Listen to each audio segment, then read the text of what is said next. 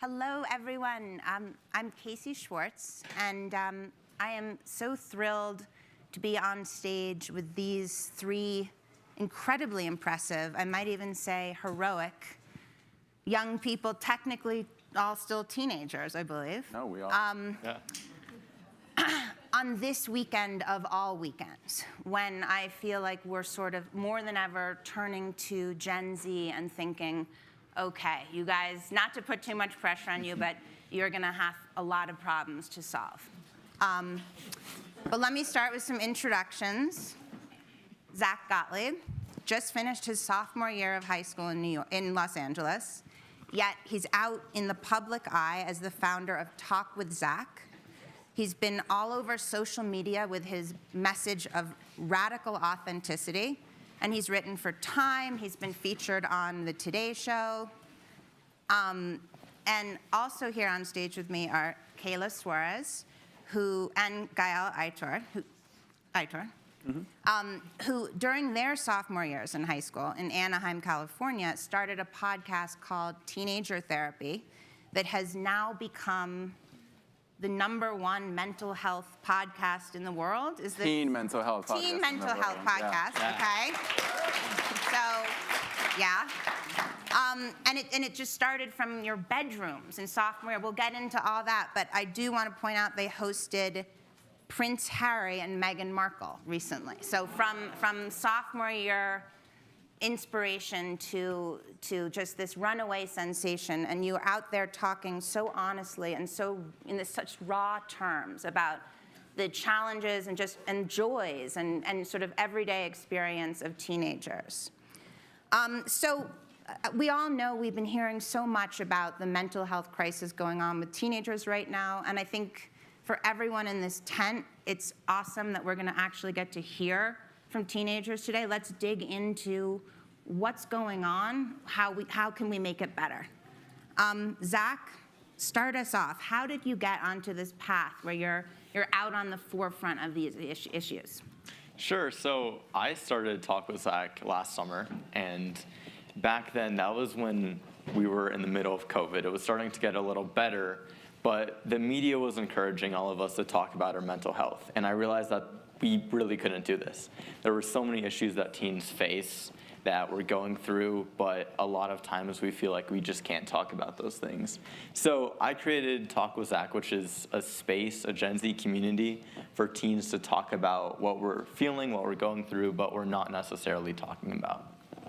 And put us into that moment in time, because wasn't this March of 2020?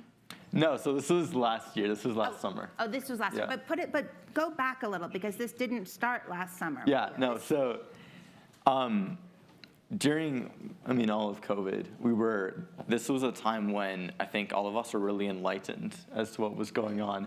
No one really paid attention to teen mental health, I feel like, before COVID. And then when COVID hit, it was like, wow, teens are going through all these things.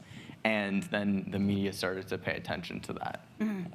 And you personally, you're in Los Angeles, you're a sophomore in high school, and you've lost your beloved grandfather, as your school's going into lockdown. So put us into your headspace a little bit. Exactly. First week of COVID, first week we're in remote learning, my grandfather, who I was really close with, passed away. And as soon as that happened, I was talking to people about what I was going through, and the message that I got was, be strong, you can get through this. But what I noticed was that with something like grief, it's not just something you get through, it's not something you just move past, it's something that you actually, it's a process, and there's no set timeline for it. And I realized that for boys, it's really hard for them in particular to really be vulnerable. And I think for teens in general, I've noticed that it's not just that my experience wasn't unique. And I really, thinking about that was a big inspiration for me. And then at the same exact time, it's like you're suddenly in isolation from all your friends. Exactly. At a time like that, that's a time when you want to be around people. You want to be around your family, around your friends. You want that support system. And because it was really bad at that point, I couldn't talk to anyone about it. I couldn't have those face-to-face interactions. So I know teens are on social media. I wanted to meet them where they already were and give them that space to connect. And was it nerve-wracking to go out and speak about your own self and your own challenges? Definitely it was. Being vulnerable is really difficult to do, and I didn't know how people would react, not only my friends, but strangers. But I've been surprised because what happened is all of these teens from all over the world are saying, I've experienced something similar. Maybe it's not grief, but I've had an experience where I felt that I couldn't talk about whatever I was going through. So you doing this has made me feel like I'm not alone in this. Kayla and Gael, Gael, you're the one who sort of came up with this idea. Where were you in life, and what was the prompt for this? So Teenage Therapy came to be. Our first episode launched in September of 2018, but the idea for it came in August. And I was 15 years old, a sophomore in high school, just like Zach, which is kind of funny. And I remember at the time, I had gotten tired of music, so I went on Spotify, and I did not know what a podcast was. And I decided to go on there and see what it was, because I kept seeing the category pop up, and so I wanted to explore it a little bit. And I came across this podcast called Couples Therapy, hence our own name, by Casey and Candace Neistat, who at the time I really loved. And so I thought, let me listen to his podcast. And the premise of their podcast is just a married couple talking about the issues in their marriage. And they're talking about their kids, their relationship issues, who's gonna do the dishes, who's gonna share the chores. And I was like, wow, this is so relatable. Like, it was so, it really got to me. And I was like, why am I relating so much to this?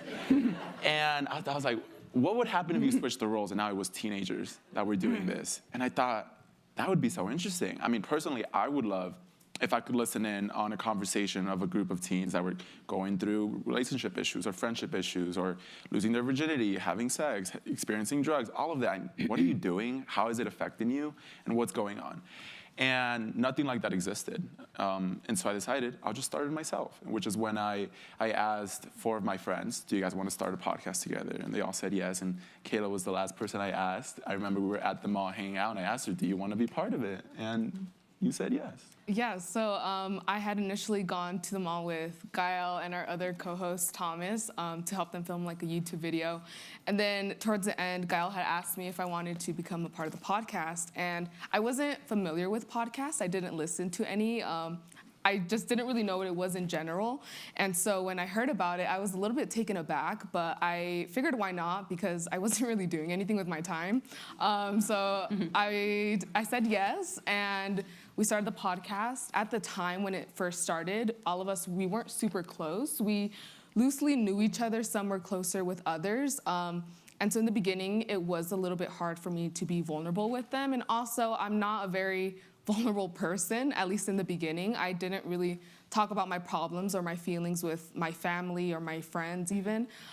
So to go from that environment to a place where the purpose is to talk about your feelings, it was very foreign at first, but I think after listening to Gael and Thomas and all of our other co-hosts be honest and open about their feelings, it definitely encouraged me, even though it did take a while, but I'm definitely glad that I said yes in the beginning, because now I'm here. Kayla, do you remember which episode it was when you first really felt like, oh, I'm really going out on a limb here? I'm not sure exactly which episode, but I think once I started opening up about my family especially, that's when I sort of realized that everything is real. So I avoid talking about those things, like my family relationships, like just my home in general. And so at the point, I just felt comfortable enough to talk with them because, again, I had heard so much about their own lives. And so listening to them, I just felt really comfortable in the space to share my own feelings. And of course, once listeners start reaching out and messaging us, it's always such a warm and rewarding feeling because it lets us know that we're on the right track and what we're saying is right. So how did your parents react to like you putting it all out there? I'm so curious because you guys really do go there. That's very clear when you listen. So funnily enough, my parents didn't know about the podcast for like the first 2-3 years. So it was a little bit of a secret. Especially because the podcast is with 4 other boys, and my parents are a little bit, or they were. I still honestly don't know where they stand because I don't talk to them about it. But I would just tell them like, oh, I'm going to my friend's house, and they'd be like, okay. So I don't really tell them. Eventually, I did get to the point where I was like, I'm just gonna tell them because I was like on the New York Times and like on TV. So I was like, I'll just let them know in advance. But they didn't I feel like they still don't fully understand the gravity of the podcast and the impact it has and the audience it has reached. They know a little bit, but they're supportive for the most part. They don't ask too many questions, and I sort of like it that way, honestly. My siblings do know, however, I tell them not to listen, so I don't know how they feel about it. They're super supportive, but I just tell them don't listen because I feel like it's my own little sanctuary, so yeah. And Gael, what about you? So, same for me. I tell my parents not to listen to it. Just because, although my mom insists on it, and I'm pretty sure she's listened to a couple episodes because there was one episode we did, and out of nowhere in that episode, we just started crying about how much we love our moms. And she like messaged me like while I was in school, she was like, I love you so much, like, you know, and I was like, you listen to it. So it's a little nerve-wracking because sometimes we'll be talking about, you know, more intimate personal issues, and I'm like, I have to think, oh, my mom could hear this. But I just put it out there anyway because, you know, I have to. But she's so supportive. I mean, she's really the reason that I was able to do all of this. Every chance she gets, she just elevates me in the stuff that I do, which is really one of the reasons that this podcast has even existed in the first place. And I was so struck by a pretty recent episode you guys put out on growing up with the feeling of financial insecurity and what that does to your sense of possibility in your own life. Do you want to say a little bit about how that episode came to be? So we did an episode. The title is straight up just called Growing Up Poor. And for context, all of us really just come from very underprivileged communities. We're not necessarily financially stable by any means. We still worry about rent, about food, all of the basic necessities in our lives we still have a very big anxiety about. And because it was such a large part of our identity, we figured we have to talk about it because that's the point of the podcast. And we know there's listeners out there that are dealing with the same things. And I'm very big on what is the shame in that. I think there's a lot of people that avoid talking about money, about salaries, because they don't want to make other people feel bad. And we all know that really just leads to unequal pay in the workforce. And as teens, it leads to a lot of insecureness and a lot of shame. And I think that is terrible. And I really am passionate about changing that. So we did an episode where we talked about all the struggles that we faced growing up and dealing with putting food on the table, the stress that we have, pursuing our passions and interests versus a career that we know will grant us money and status, going to college. I personally dropped out of college. I decided not to go because I wanted to pursue the podcast, which is a lot riskier. But to me, it will always be worth it chasing my own passions and dreams. And I got to this point, and in that episode, we talked about getting to this point of almost like, I've lived the worst of it for myself, right? Like I've been at the bottom that a lot of people consider, you know, terrible. So what is the harm in just trying to fully chase my passions without any worry?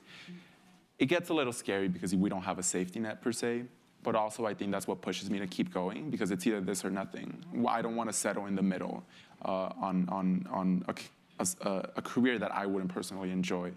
And so a lot of that episode was the different viewpoints we have. Some of us felt a little bit more, no, we want to have a more secure plan, and some of us were, let's risk it all and see what happens. Yeah, so talking about the episode, it was definitely a little bit scary at first. It's not something that I like to disclose, you know, like my income. And so it was nerve-wracking, and, you know, talking about taking a safer route or taking more of a risk, that's something that I'm still sort of struggling with and deciding what I want to do. I'm currently going to school, but even then, it's sort of hard to decide when you constantly have an anxiety of money and if it's going to run out or how are you going to get more money. And so it's really difficult, especially when you're basically financially independent from your parents and you don't want to have to ask them for money or anything. So it's definitely hard, and talking about it out loud with my friends, and I know that they're able to relate, and honestly that made me feel a lot better, because it does sometimes feel like you're the only one struggling with this when you see other people from school maybe that like are getting more, or like even for Christmas. So it was a nice feeling knowing that, you know, I'm not the only one in this situation. And I know a lot of our listeners also were able to relate to that, which was nice, but it was still a very intimidating topic at first.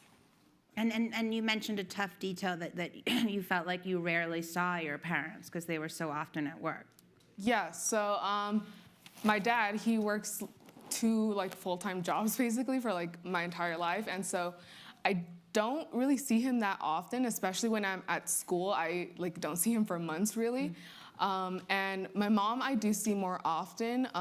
She worked a little bit before the pandemic had started, but once it started, she didn't go back to work. So it was nice to be able to see her at home, and of course like they're working hard, and I like really appreciate it, of course, but sometimes I just wish I didn't have to see them strain themselves so much.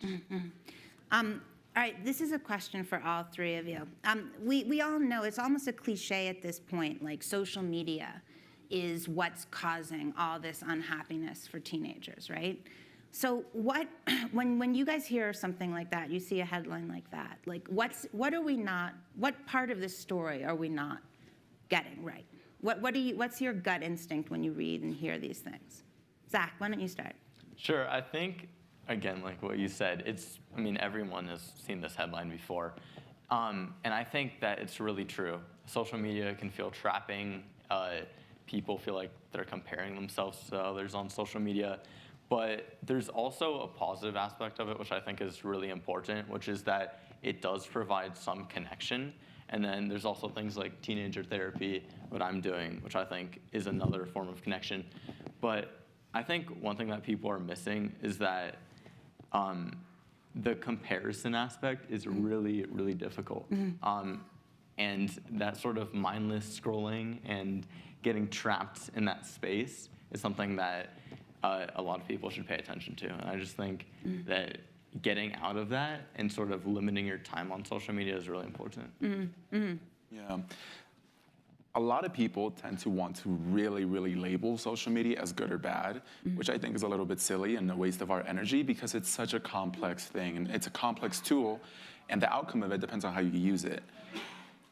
For me, I'm very passionate about all the good that the internet has done.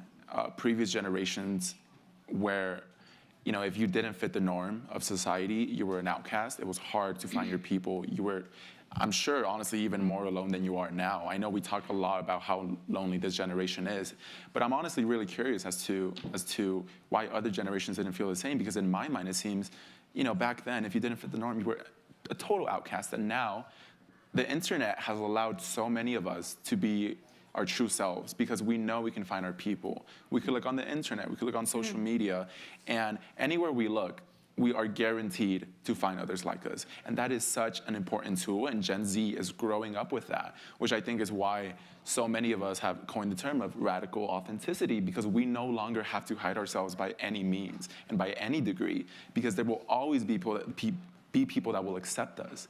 And that is incredibly powerful to me, which makes me so excited for the next generations. The world is going to become so much more accepting, so much more inclusive, and so much more diverse. The types of people that are gonna come out after the internet, it's gonna be such a wonder to see, and I'm so excited to see it. So I think there is a lot of good, but like you said, comparison is incredibly damaging. And if we're gonna be talking about the internet and what it looks like and if it's good or bad, we also have to talk about how to use it. And I think this education should really come as early as elementary school.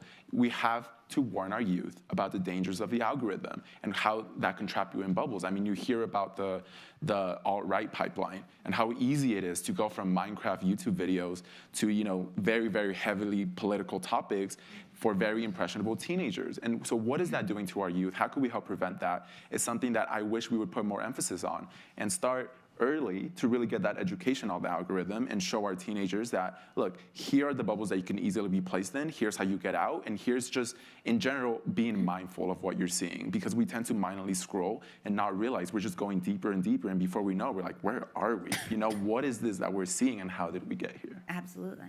So I agree with both of what they're saying. For me, I tend to be a little bit more cautious of the negatives. However, I totally agree with what Gael is saying, where it allows for so many connections that you wouldn't be able to get otherwise. Like for myself, I know I try not to follow on Instagram like too many celebrities or influencers, just because I know that if I were to constantly see that, I would feel insecure about myself. And so I try to limit that.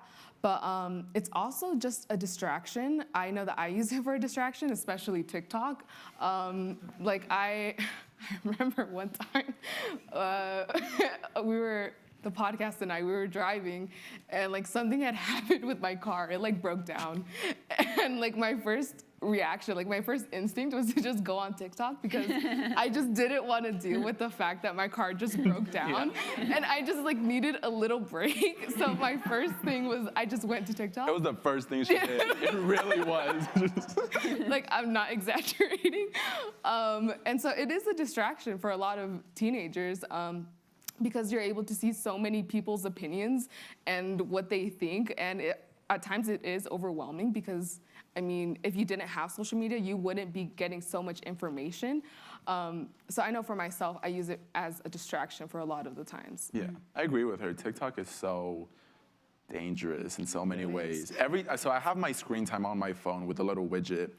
Every time my TikTok usage is more than 3 hours, that day has been horrible. Like guaranteed, guaranteed. There has not been a single day where TikTok usage has been 3 hours or more, and I've had a good day. Usually on those days, I feel dizzy, I have a headache, I've done absolutely nothing all day, and I feel a little sweaty too. So it's like not fun at all.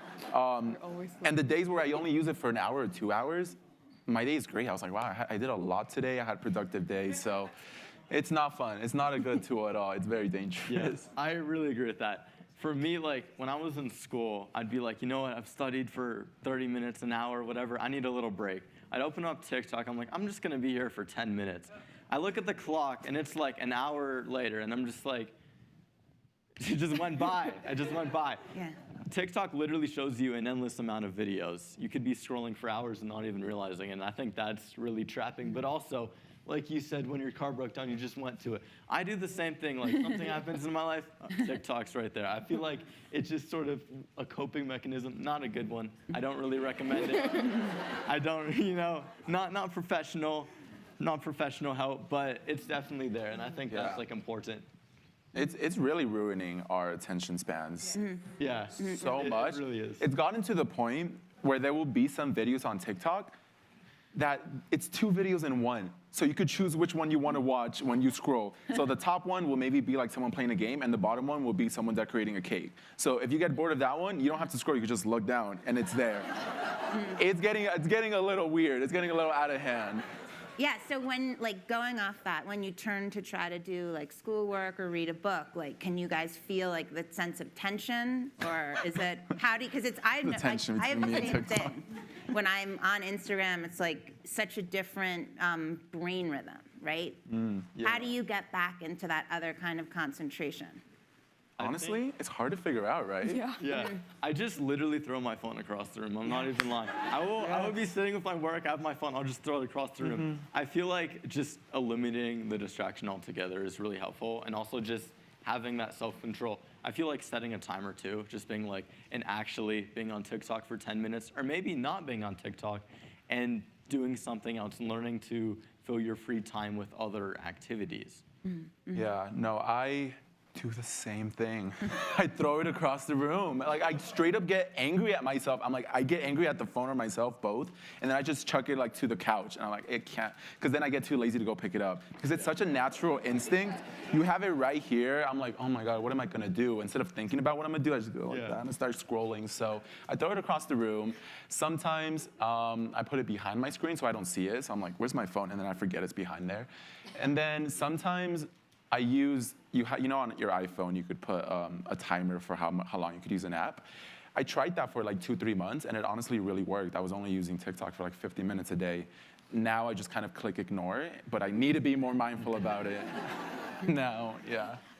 So I don't have as much self-discipline as them, but I try. So I don't like throw my phone across the room or anything. For me, I sort of just have to abruptly stop. I don't give myself a countdown because I feel like once I reach the end, then I'm just like, okay, 1 more minute. And it just keeps on going and going. So I usually just have my phone right beside me, but I do have a hard time concentrating on like doing schoolwork and other things like that. I think I really need to just take advantage of when I do have like a sudden spurge of just productivity. I just have to get my work done during that time frame, or else I'll just be on my phone or I'll be doing something else. So it's really bad. Yeah. So when you all hear these stories of like, hey, teenagers are depressed and anxious and thinking about suicide in like record numbers, like how do you make sense of what's going on? What for you is the explanation for all three of you? There's a lack of walkable communities, such a lack. Urban infrastructure in America is so terrible. It is so, hostile towards young people and everyone in general. You can't necessarily take walks. A lot of my friends don't live near a park. The roads they live in, like there's not even a sidewalk, it's just a street. So they can't take a walk even if they wanted to. And a lot of researchers say, go take a walk, it's good for your mental health, but we can't. That mixed with the lack of spaces for young people, I also think is a big factor as to why depressive symptoms are rising, as well as suicidal ideation. The U.S. Surgeon General just put a call that the mental health crisis is getting really, really bad, especially for young people. And I was a really big advocate that I truly believe it's because of the lack of healthy urban spaces where young people can come together and have that sense of community, because therapy alone can't fix that issue. Obviously, there are not enough therapists. There never will be. If there's ever going to be a solution that doesn't rely on that, it might be AI therapy, better medication, but that's still so far along in the future that we have to put our efforts into the infrastructure that we build, the spaces, the parks, and all the spaces we set aside, not just for us, but for all of you as well, where you could find new people, make new connections, because it shouldn't be that it gets increasingly harder to make friends as you grow older. I don't think that sounds healthy. I think you should always be exploring new connections, and just us as humans, we're social creatures. Our environment doesn't reflect that enough. I love that, Gael. Yeah, and also I think during COVID especially, teenage mental health just greatly declined because we were basically just in our rooms all day. We didn't have anywhere to go really. We couldn't see our friends. And so it was just a really lonely time. And then dealing with that and then also trying to still go on with school, it was just a very confusing time where everything sort of seemed meaningless, where I just didn't know why I was doing my schoolwork, what the point was exactly. I was just doing bare minimum basically, just ready to graduate and just leave school. And so it was really hard because we also don't really have people to talk to, even our friends. It's hard to open the dialogue of, hey, I'm struggling with depression or anxiety. It's something that isn't really talked about, and it's taboo, really, especially with adults. It's very hard to come across adults that you feel that you can trust and talk to without feeling any sort of judgment or shame from them. And of course, there's your school counselors or school psychologists, but I think for a lot of teenagers, it just comes across as they don't really care and they're more doing their job than trying to be there for you. So it's just really hard to navigate, especially, again, during COVID, where you were just isolated a majority of the time. And again, there's not many resources that we can turn to if we do want to better our mental health. Mm-hmm. I agree with what both of you guys said. I think community is really important, and being isolated from that, whether it's due to COVID or access, is really important to look at. Another thing that you sort of touched on was that it's really difficult for us to actually talk about these things. And it is. That's what I'm trying to do with Talk with Zach, open up those conversations. But because when you have teens going through all of these various things that they go through, if they're going through anxiety and they feel like they can't talk about it because they're going to be judged, or maybe they just don't know what it is because they weren't educated about it, or they, that can feel really trapping, and that could lead to it getting even worse. Mm-hmm. So what's our way forward? I mean, Gael, I love your idea, your big idea about physical spaces for kids and teenagers that actually congregate in. And what else should we be emphasizing? Honestly, that's one of the big ones. The other one is I want more resources as to how you actually help a friend that's struggling. Making therapy more accessible, that's obviously the next step.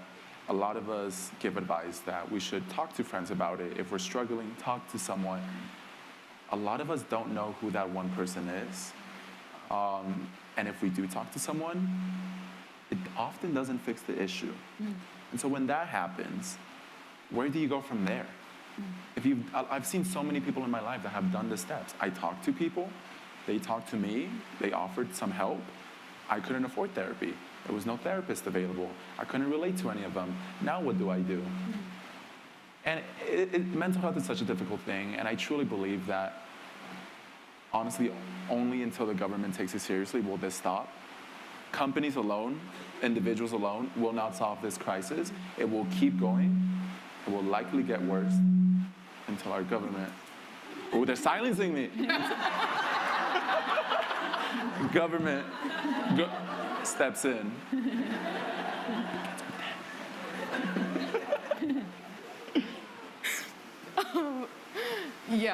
So I think another important part is just including Gen Z in conversations like these and giving us the platform to be able to talk about mental health and everything that comes along with it, because it's slowly starting to transition from it becoming a taboo topic to people being more open to talk about it and have discussions about it. So I think just giving teenagers the platform to be able to talk about these issues with an open audience is really nice. Yeah, I think both of those things are really good. I think giving teens a space where they feel comfortable talking about these things and making these issues something that is normal. Like, let's normalize talking about these things. It hasn't been in the past. It's starting to change. I think we've done a lot of work. We still need to move forward with it. But as we start to do that and people start to talk about what they feel, then we see that they feel that they're less alone. They hear other people going through similar things. I think that is a big step in the right direction. All right, well, thank you all so much. I'm sure there are a million questions. Mike, you have the Sure. And we'll come to you guys next.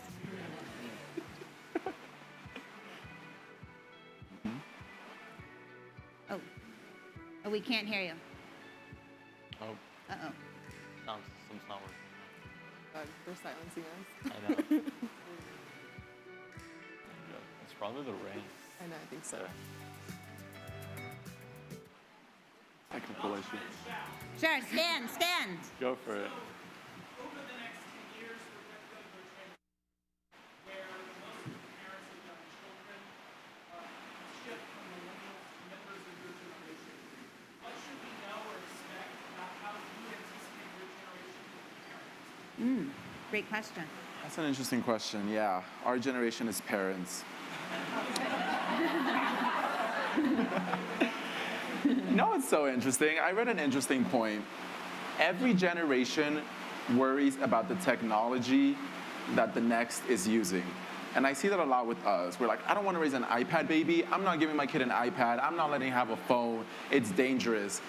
And I'm like, wow, we sound just like our parents. Like, it gets a little tough. And I think I have hope that Gen Z will truly, like I said before, create such a radically authentic generation. You're already starting to see it now. Society is becoming more and more accepting. You see stuff, like gay marriage acceptance rates skyrocket over the past couple of decades, and at least I hope that trend continues. And so I think our generation will be a little bit more mindful about the technology that we use, but we're also going to be very big on that authenticity and letting them express themselves. There's a lot of talk about gender, sexuality, labels, authenticity, vulnerability, and I think previous generations, I think, had this habit of keeping things to themselves, keeping it quiet. They don't want to disturb the peace. I do think our generation, I know we tend to clown, I guess, on the Karens of the world. I think we're going to be the biggest Karens because we will absolutely speak up in the workforce, in the workplace, in environments where there's harassment, where there's toxicity. We will speak up, and I think we will demand change because we were raised with tools that allowed us to organize in such powerful ways, just like you saw during the last election cycle. So I think that's something to watch out for. Yeah, I think another part is, at least for me, is just learning what not to do for my own parents. Just learning just different ways to parent and teach in a kind and just authentic and accepting way for everybody. I think that plays a big role in just learning from just everybody else, like society in general, learning from the past. And I think just implementing those core beliefs of being authentic, just being real, being your own person. I think implementing that with maybe, if I do have kids, my future kids, will go a long way. For me, I think the main thing is just implementing what we know now and for our kids. So one thing that I think is really crippling for all teens is pressure that we feel right now. Right now, this is a time where we should be experimenting with our interests, relationships, all of that. But instead, we have to focus on our extracurriculars, we have to maintain really strong grades in a rigorous curriculum, and then test scores, right? So we have a lot going on, and it is worse than ever. And I think that, and now there's a lot of pressure to get into one of the colleges at the tippy top, and if we don't get there, we think that we won't be successful, which isn't true at all. And I think knowing that when we're parenting our kids will be really helpful, because we'll get to support them and better help them and get through that period. And I think that right now a lot of kids are saying this, but adults aren't necessarily listening. And I think that we'll be really vocal about this and really change the system. Yeah, I also think that accessible education is rapidly, being mass spread everywhere. And part of that will allow us to become better parents, because like you said, Kayla, we don't want to repeat those mistakes. But now we don't just have our own parents that we see their mistakes and avoid. We have the parents of everyone, because it's all over the internet. Here are how my parents hurt me. Here are how they hurt me. And we're like, wow, I'm not going to do that at all. So I'm curious if we'll actually keep our word and realize all the harm that previous generations might have caused without ill intent, because obviously education is really still a very early concept that a lot of people don't have access to. And so the internet really exploded the literacy for a lot of us. And so I'm excited to see what kind of effect that has. Up here, was there one? Yeah. Okay, first my name is You want to stand up? Testing. Thank you. My name is Chandler, and I'm with the Baseball Scholar Program. So like you, my car broke down, and I feel for you. I immediately took pictures and posted them, which is because I was like, oh my God, my car broke down. So I just wanted to know, what do you think would be a better response to crisis? I think something that I'm still learning is just taking the time to actually process what just happened instead of immediately reaching for my phone, whether it's like to tell Instagram or even my sisters. I think a big part is just sitting with myself first and realizing what just happened and how I actually feel about the situation. And a lot of the times also I tend to invalidate my own feelings. So it's really hard when I'm trying to talk with myself, but I'm like my own worst enemy, and I'm just like have something out for myself. So it's really hard, but I think the main thing is just first taking the time to process what just happened. And then after that, whether it's like telling your family or your friends, and then just hearing what they have to say goes a long way. But I would resort to the phone last. Yeah. I think for me, it would just be to take a break from it. Go for a walk, step outside, just literally place yourself away from the problem. If you can't do that, go in another room. And I think connection is so important. Talking to people about what you feel, expressing what went wrong. And I think a lot of times other people not only can help the situation, but also help you rationalize what happened. Yeah, honestly, I talk to myself. Every time something bad happens or something goes wrong, I instantly just start talking to myself. And I comfort myself by telling myself how unlucky it was that happened. Like, man, that was such bad luck. But what can you do? I really have this mentality that sometimes you get lucky, sometimes you get unlucky. I've had some very lucky moments, and the unluckiness has to balance it out. So I just tell myself, it's okay, it happened. What am I gonna do now besides joke about it, about how terrible my luck is? And so I don't know. There's such a comfort for me in joking about it, even if it's just to myself and not to anyone else. I have just that viewpoint that what can you do now? I mean, it happened. I obviously want to process my feelings, but my first response is always to just be like, damn, okay, you know, like, that happened. What now? Yep, right here. Hi, everyone. Hi. It was really lovely. So my question is so I grew up in a traditional African society, and toxic masculinity got me bad. Like, it's really tough. Like, I feel ashamed when I sit and cry by myself. So how can we utilize social media or use our power as Gen Z to get rid of this toxic masculinity? Thank you. The expert. Sure.